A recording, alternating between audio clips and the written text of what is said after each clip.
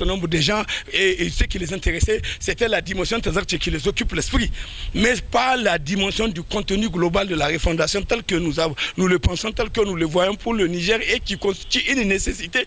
Aujourd'hui encore, il faut la refondation. Santor, vous ne l'êtes pas, vous et vos camarades de la société. Je suis un centaure.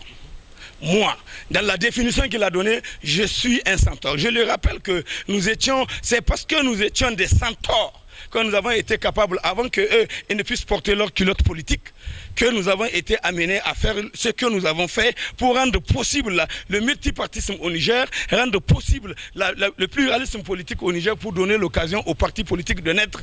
Je vous le rappelle, nous étions dans la lutte avant ça. Donc, c'est pas quand il le dit, vraiment, ce n'est que du compliment qu'il nous fait. Il était étudiant à l'époque. Qui ça? Mais il était étudiant, mais s'il était... Même nous-mêmes, on était étudiants. Quand nous avons fait ça, on était étudiants, mais seulement nous, on n'avait pas un esprit réactionnaire du type duquel il porte. La lutte était collective à l'époque. Mais bien sûr, mais lui, il ne fait pas partie des acteurs de la lutte. Donc c'est ça qu'il faut que vous compreniez. Aujourd'hui, ce que je veux que vous reteniez, pour moi, le débat, le sujet là qu'on est en train de traiter, je ne veux même pas que vous le rameniez entre Ladan Tchana et nous, parce qu'en le faisant, vous nous minimisez. Vous réduisez l'étendue de notre combat. Mais Ladan Tchana, il est quoi dans ce combat? Il comprend quoi dans ça? Il a commencé à s'intéresser à sa camp lorsqu'il est venu à la politique, lorsqu'il est arrivé au gouvernement. Mais il mérite des éloges aussi pour avoir fait plier Areva. Mais il a plié Areva comment? Mais c'est grave ce que vous dites. Vous êtes dangereux, vous là. En ayant les accords. Mais quel accord? Mais quel accord? Mais d'abord, je vais vous dire la chose suivante. Lui, d'abord, il ne contrôle rien. Vous vous rappelez des minutes de meeting?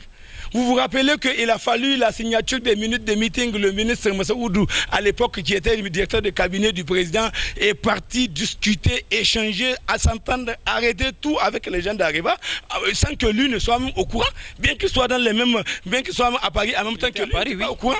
Il n'était pas au courant que le ministre Moussa Oudou était en train de discuter avec les gens d'Areva sur ça, parce que pour les Moussa Oudou, mais lui, il connaît quoi?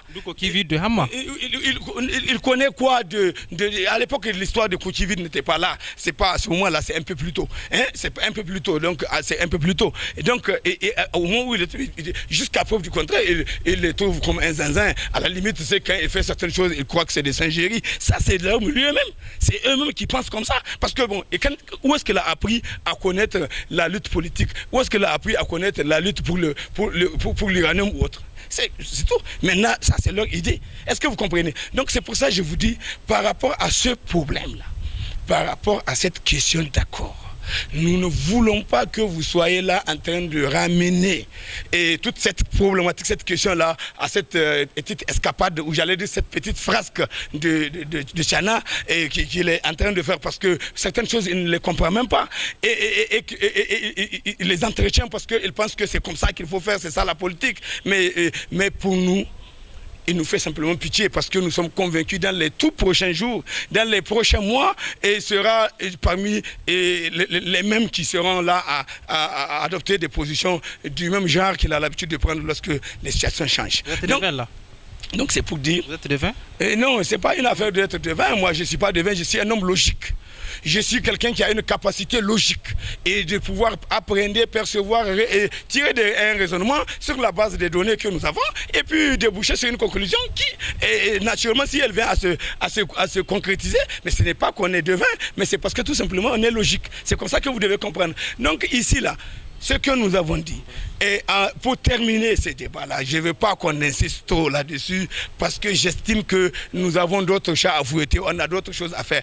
Aujourd'hui, la plus grande chose que nous avons reproché à ce qu'ils ont fait, le fait qu'ils aient choisi d'abandonner Areva et avec le gisement, accepter que Areva continue à garder le gisement alors que Areva n'est pas prêt à respecter la convention qu'elle a signée, alors même que la Constitution et les lois de notre pays, notamment l'article 59 de la loi minière, plus l'article 29 de la Convention elle-même, ont prévu normalement des aménagements pour qu'aujourd'hui, on soit dans la situation de retirer ce permis de Imou RN et qu'il retombe dans le domaine public. Maintenant, si Areva n'est pas prêt, on va chercher quelqu'un. Si on n'a pas trouvé, on attend jusqu'à ce qu'on trouve.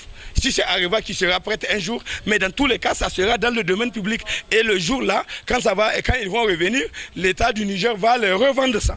Mais aujourd'hui, ce que vous êtes en train, ce qu'ils ont fait, c'est très grave. Ils ont dit qu'on va leur donner 100 millions et que ces 100 millions, c'est pour compensation. Déjà, rien que les amendes prévues par l'article 29. Et si ces amendes-là sont appliquées, elles peuvent dépasser 100 millions d'euros. On n'a qu'à les appliquer, on va voir si on parle de... Mais seulement le problème, c'est que malheureusement, ce n'est pas des garçons et les gens ne sont pas capables de faire face à Areva et dire à Areva, on t'applique la loi et c'est à prendre ou à laisser. Et vous avez été face et vous avez vu les conséquences à l'époque. En quoi faisant? À l'époque. Et quelles conséquences? Quelles conséquences?